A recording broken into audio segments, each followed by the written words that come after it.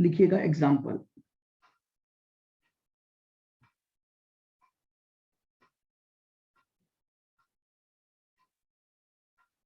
देखिए आपको दे रखा है प्रोडक्ट ए और प्रोडक्ट बी। आप दो प्रोडक्ट में डील कर रहे हो।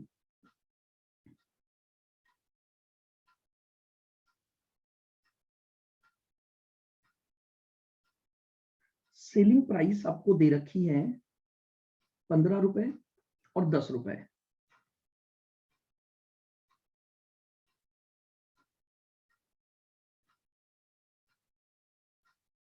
देन वेरिएबल कॉस्ट आपको दे रखी है 8 रुपए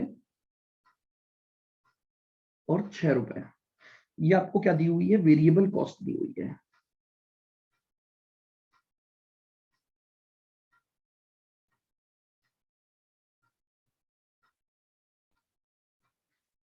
ठीक है, अब आपको दिया हुआ है total fix cost.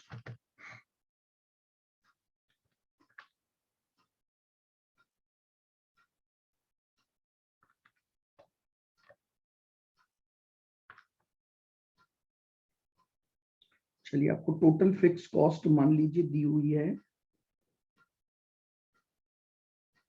50,000।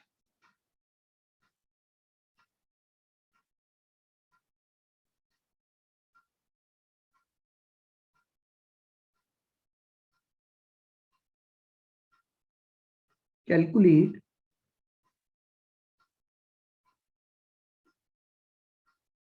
overall BP if product are sold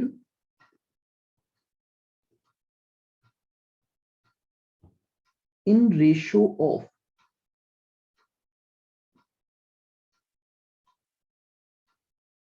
2 units of A and 3 units of B। आपको प्रोडक्ट ए और बी की सेलिंग प्राइस और वेरिएबल कॉस्ट दी हुई है। आपको जो फिक्स कॉस्ट दी हुई है वो टोटल में दी हुई है, यानी प्रोडक्ट ए पर जो फिक्स कॉस्ट लग रही होगी और प्रोडक्ट बी पर जो फिक्स कॉस्ट लग रही होगी।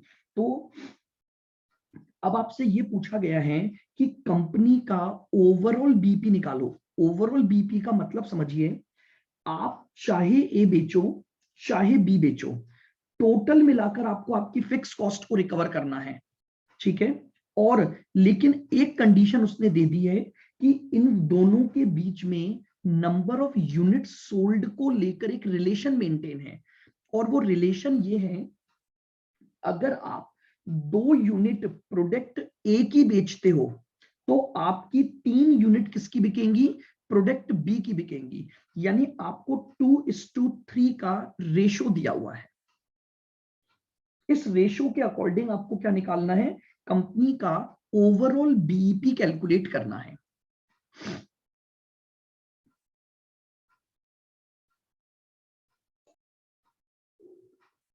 आराम से, बिल्कुल धीरे धीरे समझो। पहले अपन थोड़ा बिल्डअप करें कि हम कर क्या रहे हैं। देखो, हमें रिकवर 52 करना है। अब प्रॉब्लम ये होती है कि इस 52 में से कुछ रिकवरी तो ए करके देगा, कुछ रिकवरी बी करके देगा। तो बोले कैसे रिकवरी होगी? आइए, ए और बी ध्यान से सुनना। स्टेप नंबर 1, मैं सबसे पहले दोनों प्रोडक्ट का इंडिविजुअली यानी सेपरेट सेपरेट पर यूनिट का कंट्रीब्यूशन निकालूंगा। तो देखिएगा, इसकी सेलिंग प्राइस है मेरे पास 15 रुपए और इसकी सेलिंग प्राइस है 10 रुपए। वेरिएबल कॉस्ट माइनस करूंगा, 8 रुपए और 6 रुपए। तो मेरे पास कंट्रीब्यूशन पर यूनिट आएगा 7 रुपए और 4 रुपए। बोलो यहां तक किसी को कोई दिक्कत? नहीं। लेकिन एक समस्या ये है, ये 7 रुपए तो एक यूनिट से कमाऊंगा, ये 4 रुपए एक यूनिट से कमाऊंगा, बट प्रॉब्लम ये है एक एक तो बेचता ही नहीं हूं, क्योंकि प्रॉब्लम ये है कि इनके बीच में एक रिलेशन मेंटेन है। इसकी 2 बिकेंगी तो इसकी 3 बिकेंगी, अगर इसकी 4 बिकी तो इसकी 9 बिकेंगी। समझ रहे हो आप, इनका रिलेशन चल रहा है कि भैया अगर इसकी 2 यूनिट बिकती है तो इसकी कितनी बिकेंगी, 3। तो मैंने कहा इस रिलेशन को मेंटेन करते हुए कंट्रीब्यूशन निकाल दो।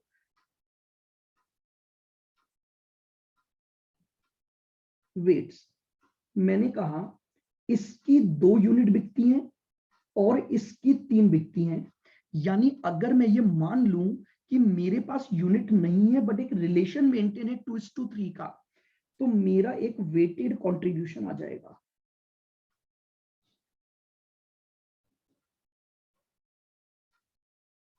वेटेड कंट्रीब्यूशन आएगा 14 और 12। क्या मेरी बात समझ में आई? यानी अल्टीमेटली जब मैं 2:3 के रिलेशन को मेंटेन करूंगा तो इसका मतलब ये हो गया कि हर 5 यूनिट से मैं 26 रुपए कमा लूंगा। अब आप कैसे भी कर लो, मैं आपको अभी बाद में और भी डेटा लेकर प्रूफ कर दूंगा। यानी अब मैंने कहा कि जब मेरा प्रोडक्ट ए और बी 2:3 के रेशियो में बिकेगा तो मुझे इतना इतना कंट्रीब्यूशन मिलेगा। तो एक यूनिट का कंट्रीब्यूशन निकाल लो। वेटेड एवरेज, सर ये 2 यूनिट्स पे 14 रुपए का कंट्रीब्यूशन मिलेगा क्या? तो एक यूनिट पर अगर 7 है तो 2 पर कितना हुआ? तो सर इसका यहाँ पे मतलब क्या हुआ वेटेड कंट्रीब्यूशन का, फिर ये बताना। वेटेड कंट्रीब्यूशन ही समझा रहा हूं मैं, 2 मिनट रुको, मेरे को एक बार टॉपिक को कंप्लीट कर लेने तो इस क्वेश्चन को फिर मैं आपको एक्सप्लेन करूंगा। तो मैंने कमाया टोटल 26 रुपए 5 यूनिट को बेचकर, तो बताओ एक यूनिट पर कितना कमाया?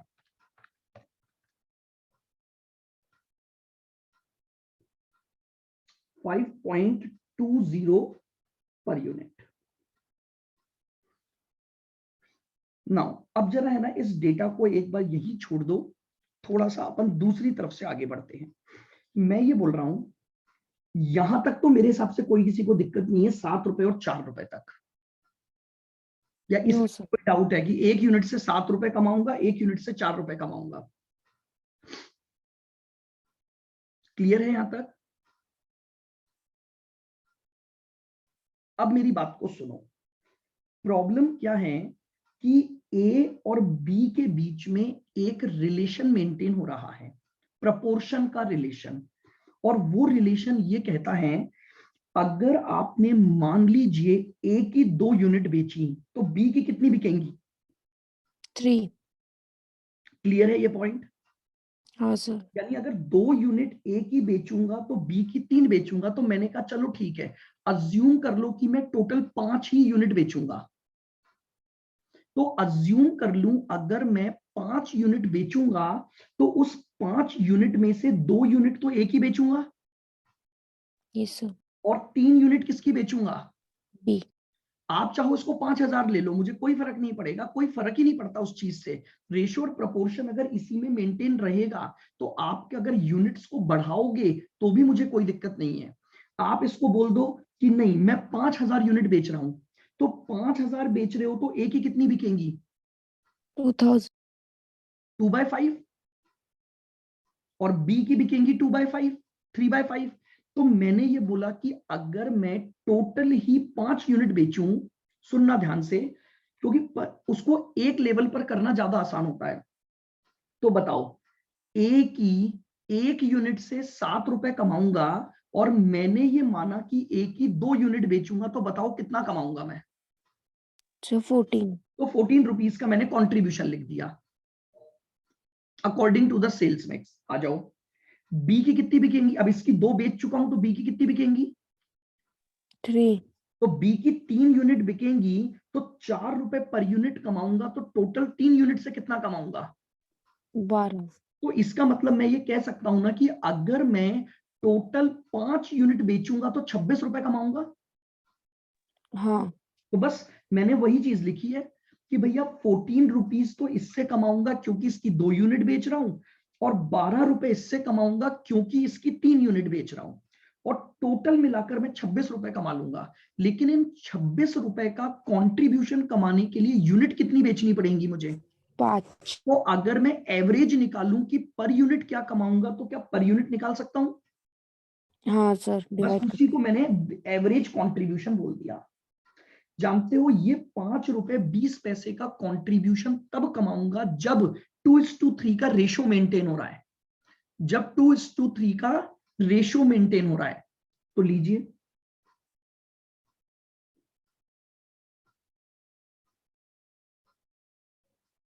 Overall BP.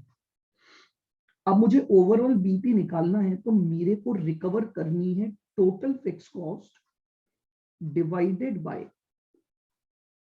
Weighted average contribution. 52,000 की टोटल फिक्स कॉस्ट है और एक यूनिट का कंट्रीब्यूशन है 5.2।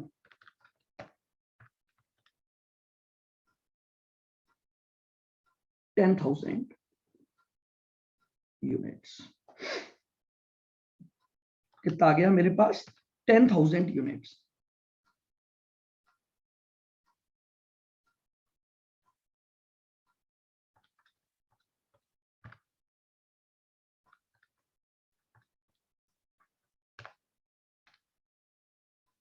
बताओ क्लियर हुआ ये पॉइंट?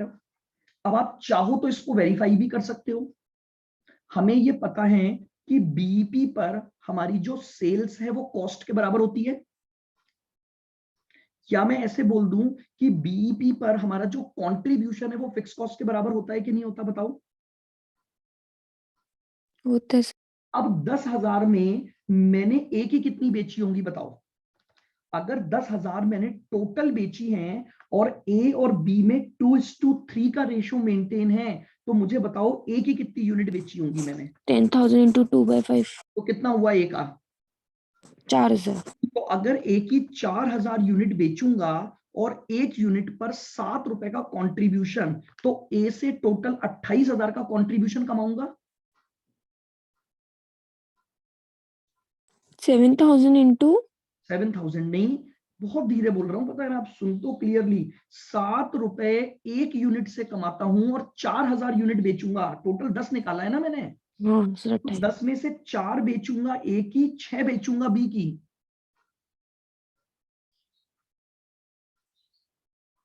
10,000 यूनिट में, ये लो मैं यहां लिख देता हूं,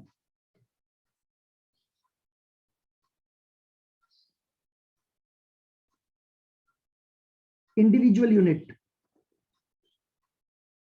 ए की इस 10,000 में 2/5 तो बिकेंगी ए की, तो 4,000 यूनिट आई कि नहीं आई? और बी की बिकेंगी 10,000 इंटू 3/5, 6,000 बी की बिकेंगी। अब मैं ये बोल रहा हूं, जरा कंट्रीब्यूशन चेक कर लो, क्योंकि मुझे पता है कि इस बीपी पर एट बीपी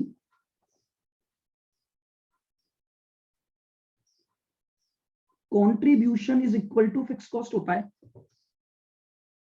आ जाओ, मैंने ए से कमाया 4,000 इंटू 7 रुपए और बी से कमाया 6,000 इंटू 4 रुपए। ये पक्का पक्का 52,000 के बराबर आना चाहिए, तभी तो बीपी पूरा होगा आपका।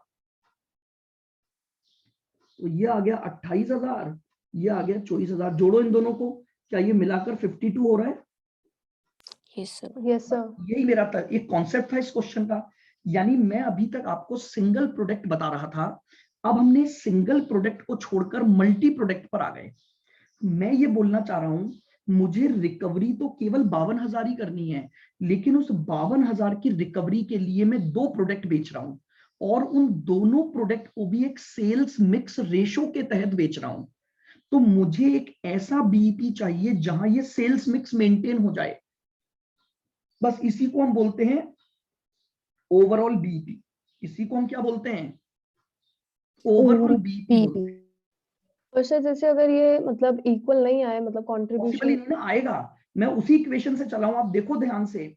अगर मैं कंट्रीब्यूशन वेटेड एवरेज निकाला तो मैंने यही तो निकाल लिया कि जब ये इसी रेशियो में मेंटेन है तो ही इतनी यूनिट आएंगी।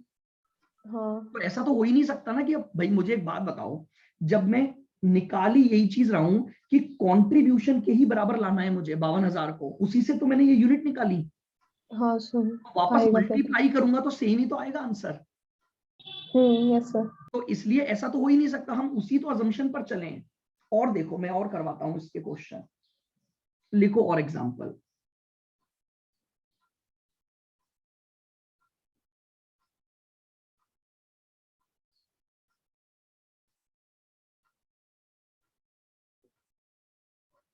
ये प्रोडक्ट एक्स है, ये प्रोडक्ट वाई है। एक कंपनी है जो दो प्रोडक्ट में डील कर रही है। आपको सेलिंग प्राइस दे रखी है ₹20 और ₹12। देन आपको वेरिएबल कॉस्ट दी हुई है ₹12 और ₹8।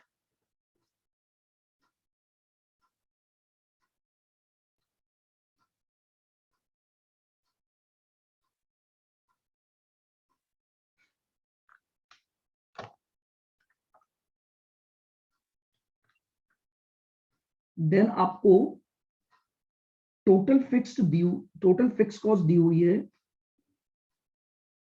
₹9,60,000।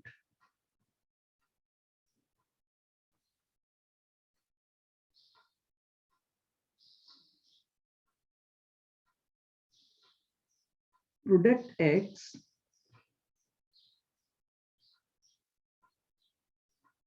and product Y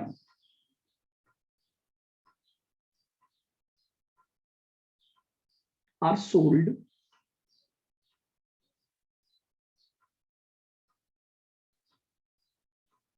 in the ratio of 4:4.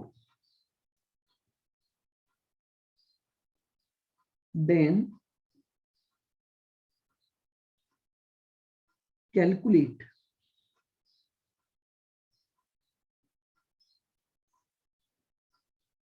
overall BEP.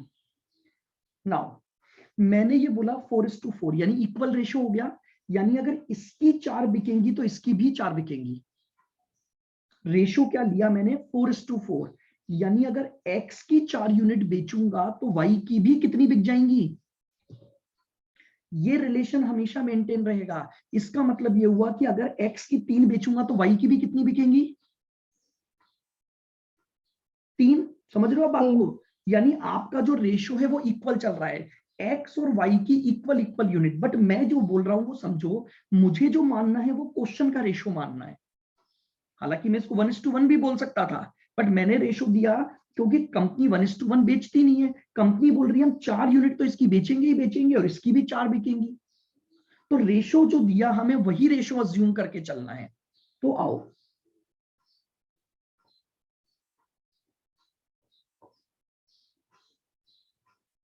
ये x है, ये y है। सेलिंग प्राइस दी हुई है आपको ₹20 और ₹12, माइनस वेरिएबल कॉस्ट दी हुई है ₹12 और ₹8। तो आपका कंट्रीब्यूशन आएगा ₹8 और ₹4। बोलो यहां तक कोई दिक्कत किसी को? ये तो पर यूनिट आ गया। नाउ द क्वेश्चन सेज इसकी 4 बेचो और इसकी 4 बेचो। तो मैं सिर्फ ये जानना चाहता हूं, अगर मान लो मैं बना ही 8 यूनिट रहा हूं, अगर मैं मान लो बना ही कितनी यूनिट रहा हूं? 8। तो बताओ एक्स की कितनी बेचूंगा?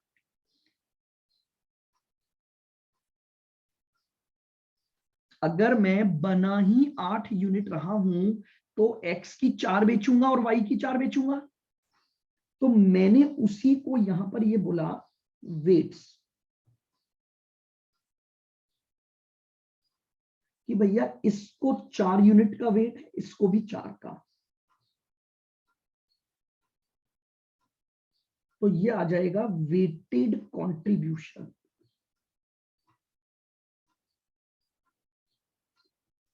यहां तो 32 रुपए का कंट्रीब्यूशन कमाऊंगा और यहां 16 का कमाऊंगा। बताओ, बोलो भाई बोलो, क्या समझ आई है बात? मैं बोल रहा हूं बस मैंने 8 ही यूनिट बनाई है। अगर मैं इसी रेशो को लेकर चलूंगा तो वर्किंग आसान रहेगी। तो मैंने अगर 8 बनाई तो 4:4 का रेशो है, तो इसका मतलब 4x की बेच दूंगा और 4 किसकी बिकेंगी? y की। तो अब मैं ये बोल रहा हूं x की 1 यूनिट से 8 रुपए कमाऊंगा तो 4 यूनिट से कितना कमाऊंगा? बोलो, 32 रुपए। और y की 1 यूनिट से अगर 4 रुपए कमाता हूं तो उसकी 4 यूनिट बेचूंगा तो 16 कमा लूंगा। यानी टोटल 8 यूनिट से मिलाकर मैं 48 रुपए कमाऊंगा। टोटल 8 यूनिट से मिलाकर मैं 48 रुपए कमाऊंगा। बात आ रही है समझ में? बोलो भाई, रिप्लाई Yes, sir. करो। मैं टोटल Yes, 8 sir. यूनिट से 48, तो 1 यूनिट का निकाल लो। इसीलिए उसे नाम दिया वेटेड एवरेज कंट्रीब्यूशन।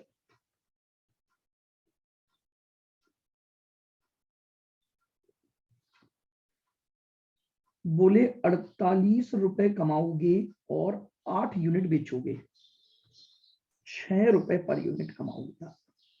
एवरेज आ गया ये, 6 रुपए per unit.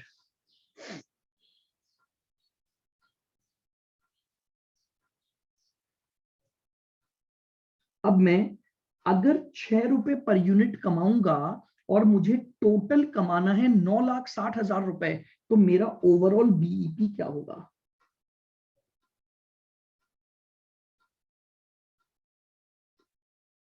Overall BEP is equal to 9,60,000 रुपए डिवाइडेड बाय 6 रुपए।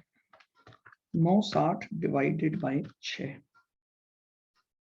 1,60,000 यूनिट्स।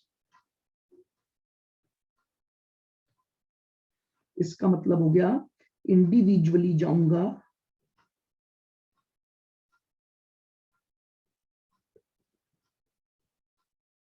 यानी 80,000 यूनिट तो एक्स की बेचूंगा,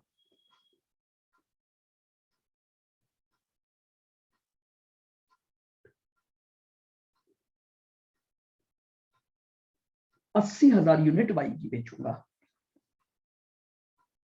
बताइए भाई, क्या अब आपको ओवरऑल बीपी का कॉन्सेप्ट क्लियर हुआ? जब सेल्स मिक्स रेशियो किस में चल रहा हो, आपका यूनिट की टर्म्स में चल रहा हो कि एक प्रोडक्ट की कितनी यूनिट और दूसरे प्रोडक्ट की कितनी यूनिट, तो उस केस में हम क्या करेंगे?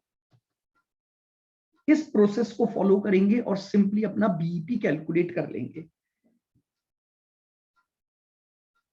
Yes, sir. चलिए, ये मैंने आपको लिखवाया था। जब आपको sales mix ratio in units है, आइएगा,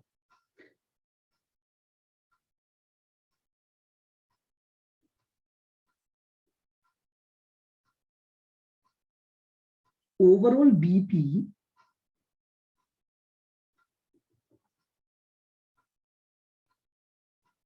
when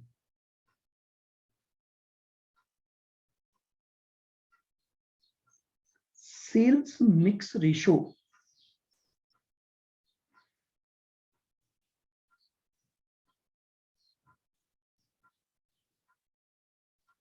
in value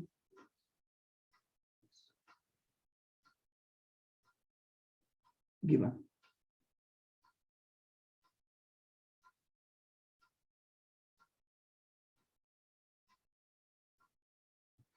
अब अगर हमारे पास सेल्स मिक्स रेशियो वैल्यू में गिवन है, वैल्यू का मतलब ये हो गया कि हम जितनी सेल्स इन वैल्यू करते हैं उसमें हमें दोनों प्रोडक्ट या तीनों प्रोडक्ट का रिलेशन दे रखा होगा कि भैया इसमें अगर हम 50% सेल, जैसे देखो मैं आपको पहले स्टेप्स बताता हूं, फिर आपको प्रैक्टिकली एग्जांपल से मैं समझाऊंगा। बस ध्यान रखना, इस बार सेल्स मिक्स रेशियो किस में गिवन होगा? वैल्यू में गिवन होगा। सबसे पहले लिखो step 1,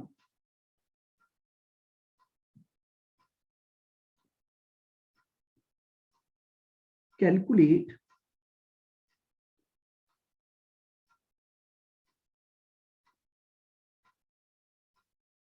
contribution in value for each product separately.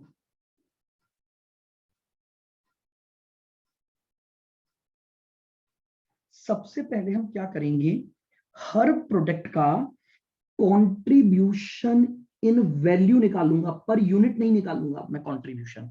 मैं जो कंट्रीब्यूशन कैलकुलेट करूंगा वो वैल्यू टर्म्स में कैलकुलेट करूंगा। मान लीजिए ये प्रोडक्ट P1 है और ये प्रोडक्ट P2 है। सबसे पहले लिखूंगा इनकी सेल्स। P1 इतना बिक रहा है, ध्यान रखना सेलिंग प्राइस नहीं ले रहा हूं मैं। पता कई बार आप कंफ्यूज होते हो टर्म्स में। जब मैं सेलिंग प्राइस लिख रहा था तो वो पर यूनिट थी, अब मैं सेल्स लिख रहा हूं, यानी सेल्स का मतलब हो गया वैल्यू टर्म्स लिखूंगा मैं यहां पर कि P1 की इतने रुपए की सेल होती है और P2 की इतने रुपए की सेल होती है। इस सेल्स में से माइनस करूंगा variable cost.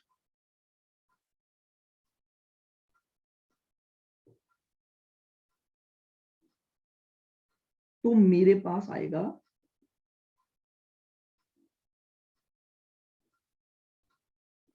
Contribution rupee terms में, पर यूनिट नहीं आएगा। अब मेरे पास दोनों प्रोडक्ट का जो कंट्रीब्यूशन आएगा वो वैल्यू टर्म्स में आएगा। सर ये वेरिएबल कॉस्ट पर यूनिट में ना? नहीं होगा भाई, नहीं होगा। जब सेल्स वैल्यू में है तो वेरिएबल कॉस्ट भी किसमें होगी, टोटल में। आप समझ रहे हो भाई, जब आप पर यूनिट डेटा लेते हो तो दोनों चीजें पर यूनिट होनी चाहिए। जब आप वैल्यू टर्म्स में लोगे तो अगर ये पर यूनिट नहीं है तो ये भी पर यूनिट नहीं हो सकती, दोनों हमेशा सेम होती है, तभी तीसरी वैल्यू सेम निकलती है। आप समझो, अगर आप सेलिंग प्राइस पर यूनिट में से variable cost per unit minus करोगे तो आपके पास कंट्रीब्यूशन पर यूनिट आएगा।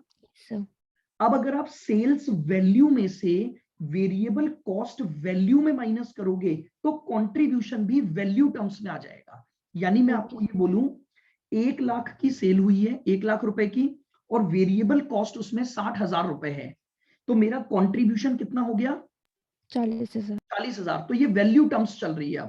अब पर यूनिट टर्म नहीं चल रही। हमारा जो ओके कंट्रीब्यूशन सर, निकालेंगे वो अपन किस में निकालेंगे, वैल्यू। वैल्यू टर्म्स में। आइए स्टेप 2।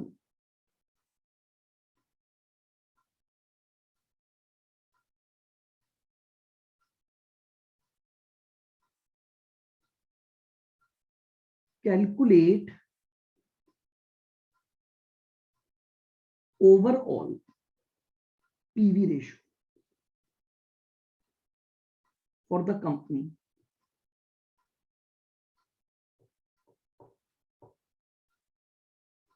पीवी रेशियो कैसे निकलता है, C/S × 100।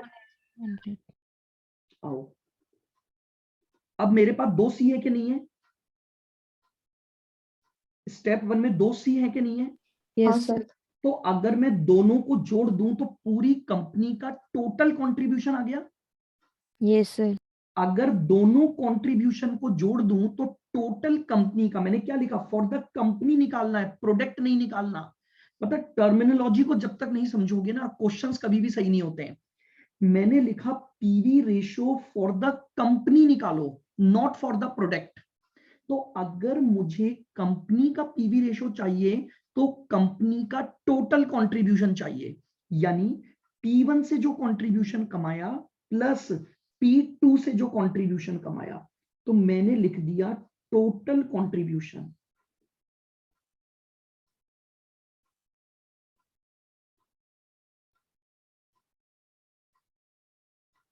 डिवाइड बाय, नीचे क्या लिख दूंगा, टोटल सेल्स। टोटल सेल्स, यानी P1 की सेल्स प्लस P2 की सेल्स। तो क्या ये कंपनी की टोटल सेल्स आ गई। अब यस सर।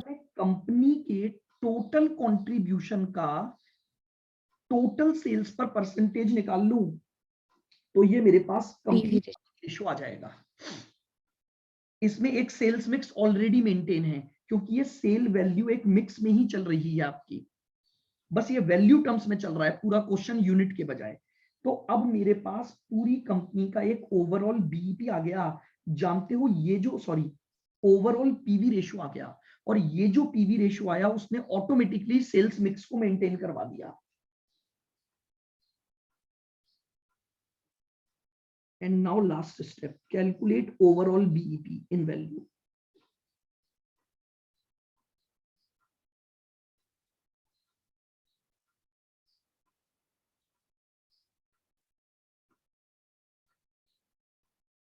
क्योंकि जब भी आपको पता है पीवी रेशो यूज करते हो तो बीपी यूनिट्स में नहीं निकल सकता, बीपी किस में निकलता है? वैल्यू। तो लीजिए ओवरऑल बीईपी का फॉर्मूला हो जाएगा fix cost upon PV। Total fix cost divided bye overall PV ratio. Total fix cost भी पूरी कंपनी की ले ली और पीवी रेशो भी पूरी कंपनी का ले लिया। तो अब जब इस फॉर्मूले को अप्लाई करूंगा तो जो बीईपी आएगा वो ओवरऑल बीईपी कहलाएगा। ये 3 स्टेप रहेंगी आपके पास।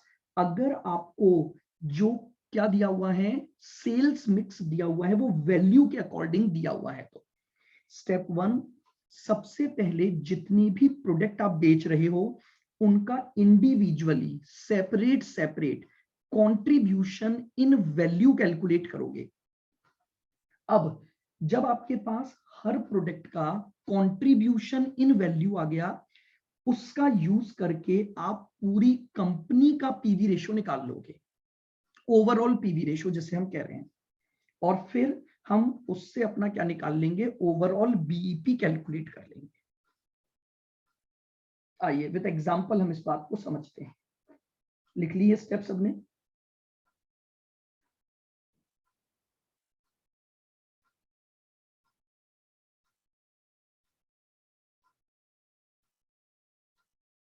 एग्जांपल,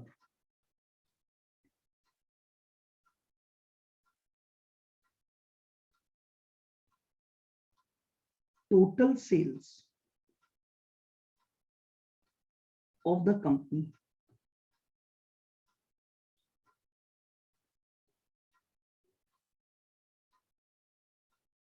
₹4 लाख। कंपनी की टोटल सेल्स दी हुई है आपको ₹4 lakh.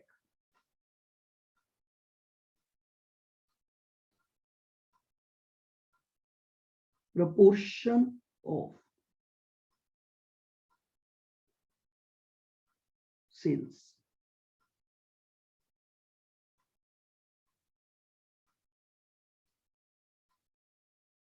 Product P 60%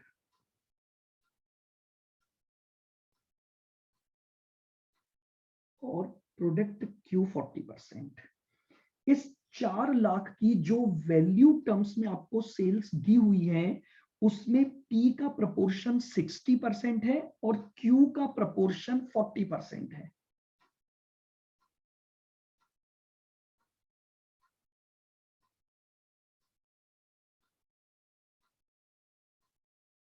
variable cost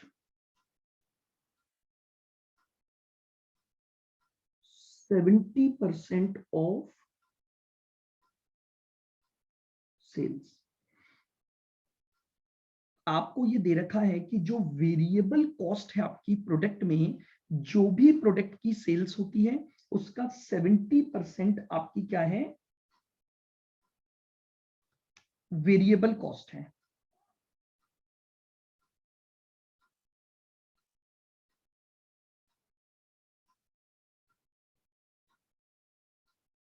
total fix cost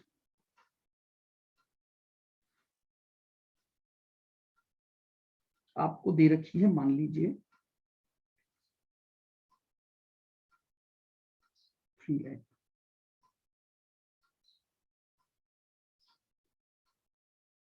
calculate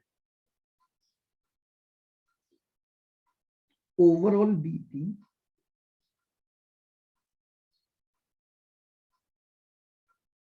for the company.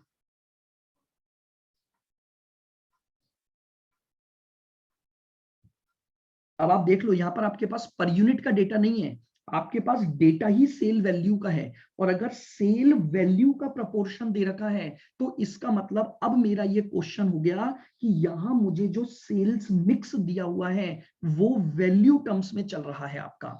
और फिर आपको ओवरऑल बीपी, आपके पास यूनिट से रिलेटेड कोई डेटा ही अवेलेबल नहीं है, आपको टोटल सेल्स का प्रपोर्शन दे रखा है, सेल वैल्यू का प्रपोर्शन दे रखा है।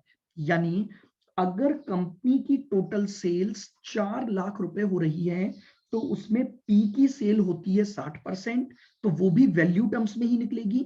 और क्यू की सेल्स होती है 40%, तो वो भी वैल्यू टर्म्स में ही निकलेगी।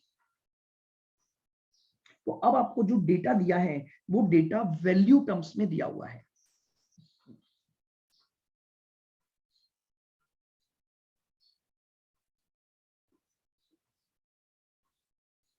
सॉल्यूशन,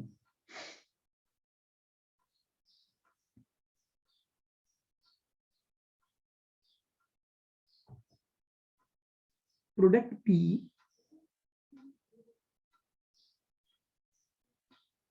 और प्रोडक्ट क्यू, प्रोडक्ट पी और प्रोडक्ट क्यू।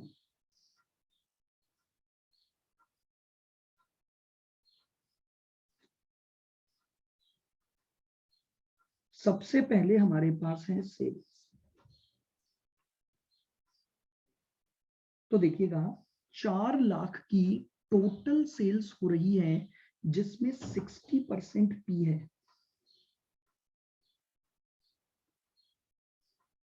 2,40,000, और क्यू बिकता है 1,60,000। जो टोटल सेल्स हम कर रहे हैं उसमें प्रोडक्ट पी की सेल है 240 और क्यू की सेल्स है 160। रेशो में बांट दिया, 4 लाख का 60% और 4 लाख का 40%। वेरिएबल कॉस्ट, जो भी सेल्स होती है उसका 70% आपकी वेरिएबल कॉस्ट है, तो 240 का 70%, 1,68,000, और 1,60,000 का 70%, 12।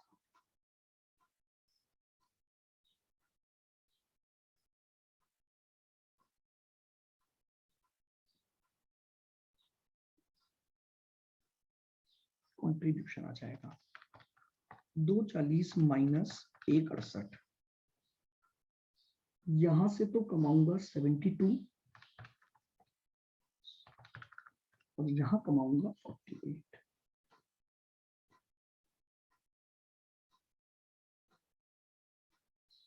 ये लीजिए, दिस इज स्टेप नंबर 1। दोनों प्रोडक्ट का मैंने इंडिविजुअली क्या निकाल लिया, कंट्रीब्यूशन इन वैल्यू कैलकुलेट कर लिया। यानी मेरी बात को समझना, अगर मैं 4 लाख की सेल्स करूंगा तो मैं टोटल ये कमाऊंगा। तो अब इससे मैं निकाल सकता हूं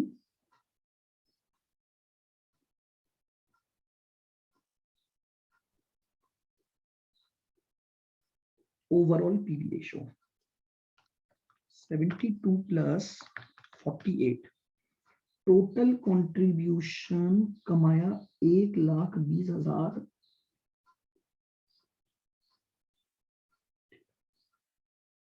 4 lakh into 100।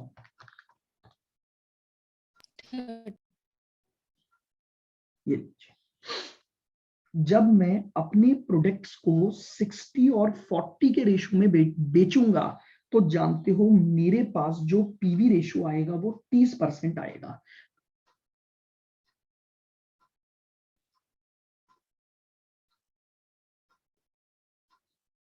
Overall BP is equal to total fix cost 3 lakh divided by 30%।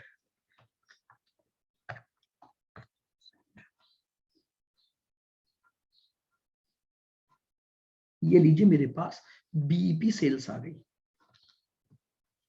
ये मेरे पास क्या आ गया, बीईपी सेल्स का पॉइंट आ गया। बताइए क्लियर हुआ ये पॉइंट? Yes sir. ठीक है, तो ओवरऑल बीईपी दो तरीके से आपसे मांगा जा सकता है क्वेश्चन में। देखना कई बार क्वेश्चन में वो टर्म्स भी नहीं लिखता कि ओवरऑल बीईपी निकालो, तो आपको पता लगाना पड़ेगा। अगर वो केवल ये भी लिख दे कि बीईपी फॉर द कंपनी निकालो और आपको दिखाई दे रहा है कि प्रोडक्ट एक से ज्यादा है, तो इसका मतलब आपको ओवरऑल बीईपी का ही कॉन्सेप्ट लगाना है। जब पूरी देखो क्या होता है, मैं आपको एक चीज बताता हूं, मेरी बात को ध्यान से सुनना। एक तो क्वेश्चन में आपसे पूछा जाए कि बीईपी ऑफ पी निकालो या बीईपी ऑफ क्यू निकालो, बात समझ में आ रही है? तो ये तो हुआ इंडिविजुअल बीईपी। जब मैं आपसे ये बोलूं कि आप पी का बीईपी निकालो और क्यू का बीईपी निकालो, तो ये तो हुआ इंडिविजुअल बीईपी। लेकिन जब मैं आपको ये बोल रहा हूं कि बीईपी फॉर द कंपनी निकालो, टोटल बीईपी निकालो, ओवरऑल बीईपी निकालो, जब प्रोडक्ट के बीईपी की बात न करे, नॉर्मल बीईपी अगर वो बोल रहा है जहां पर एक कंपनी मल्टी प्रोडक्ट्स में लगी हुई है, तो उसी बीईपी को आप क्या बोलोगे, ओवरऑल बीईपी बोलोगे। बताइए दोनों पॉइंट क्लियर है आपको? अगर सेल्स मिक्स रेशियो यूनिट्स की टर्म्स में है और अगर सेल्स सर रेशियो वैल्यू की टर्म्स में है। हाँ बोलो बोलो। सर जैसे भी अभी आपने कहा ओवरऑल बीपी बोला हुआ है या सिर्फ बीपी बोला है, तो उसमें अपन वो देखेंगे कि प्रोडक्ट कितने हैं ना। हाँ जी, और अगर ये इसमें इसमें भी बोले सेल्स मिक्स के बारे में भी कुछ इन्फॉर्मेशन नहीं गिवन की इन देखा वैल्यू है। ऐसा हो ही नहीं सकता ना। अगर आपसे वो पूरा ओवरऑल पूछ रहा है तो सेल्स मिक्स तो देना ही पड़ेगा ना उसको। वो आइडेंटिफाई तो हमें करना पड़ेगा ना कि इन आप कैसे वैल्यू करोगे है या आइडेंटिफाई? वो इन वैल्यू है या यूनिट्स है। मतलब सेल्स समझा नहीं। मिक्स रेशियो इन वैल्यू है या फिर यूनिट्स है आप वो। समझो मेरी बात को, फिर समझो। इस क्वेश्चन में आप निकाल सकते हो क्या यूनिट टर्म्स में? बताओ जरा मुझे। नहीं सर तो फिर मैं डेटा तो बोल रहा हूँ ना, क्वेश्चन का फ्रेमिंग ही ऐसी होगी। अगर वो बोल रहा है तो वो अपने आप बता देगा ना कि आपको रुपी टर्म्स का प्रपोर्शन दिया हुआ है या यूनिट्स में। आप देखो जब मैंने यूनिट्स की बातें की तो बहुत प्रॉपर क्वेश्चन लिखे थे कि यूनिट्स इस रेशियो में बिक रही हैं। आप समझ रहे यस हो, सर। दोनों क्वेश्चन बिल्कुल डिफरेंट डेटा से होंगे। आपको इन डेटा में कंफ्यूज होने की रिक्वायरमेंट नहीं है, आपको देखते ही पता लग जाएगा कि बीपी इन वैल्यू का क्वेश्चन आप कर रहे हो या बीपी इन यूनिट का क्वेश्चन कर रहे हो आप। ओके।